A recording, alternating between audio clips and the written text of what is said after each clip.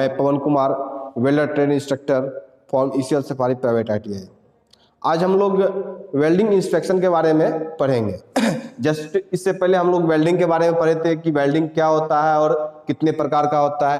तो उसी प्रकार हम लोग वेल्डिंग करने के बाद टेस्टिंग होता है कि आखिर ये जो वेल्डिंग हुआ है क्या सही है। हम लोग विजुअल भी देख सकते हैं और कुछ टेक्निकली हम लोग उसको इंटरनल पार्ट को देखने के लिए हम लोग एक्सरे के माध्यम से भी देखते हैं। जैसे कि आमतौर पर किसी व्यक्ति का हाथ पैर में फ्रैक्चर होता है तो हम लोग डॉक्टर के पास जाते हैं, तो वो भी इस चीज को जानने के लिए एक्सरे प्रोसेस के द्वारा जांच करता है। तो उसी प्रकार हम लोग वेल्डिंग में भी आज इंस्पेक्शन एंड टेस्टिंग पढ़ेंगे, जिसमें डिफरेंट टाइप का प्रोसेस होता है कि वेल्डिंग करने के बाद हम मेटल को किस प्रकार जांचेंगे कि यह ज्वाइंट सही हुआ या नहीं हुआ। तो मुख्यतः जो वेल्डिंग करने से पहले हम लोग एक बार मेटल को देखते हैं, फिर हम लोग वेल्डिंग करने के दौरान भी देखते हैं, फिर उसके उपरांत भी चेक करते हैं। तो कॉमनली जो टेक्निकली यूज होता है वो दो प्रकार का होता है। एक को हम लोग बोलते हैं डिस्ट्रक्टिव टेस्टिंग और दूसरा को हम लोग बोलते हैं नॉन डिस्ट्रक्टिव टेस्टिंग। जो डिस्ट्रक्टिव टेस्टिंग होता है उसमें मेटल को हम जो यूज करते हैं तो दोबारा वो जो जॉब होता है वो वापस पुनः यूज नहीं हो पाता है, क्योंकि वो खराब हो जाता है, टूट जाता है। लेकिन जो नॉन डिस्ट्रक्टिव टेस्टिंग होता है उसमें क्या होता है कि हम पुनः उस मेटल को यूज कर सकते हैं। तो कॉमनली जो इंडस्ट्री में होता है ज्यादातर वो नॉन डिस्ट्रक्टिव होता है।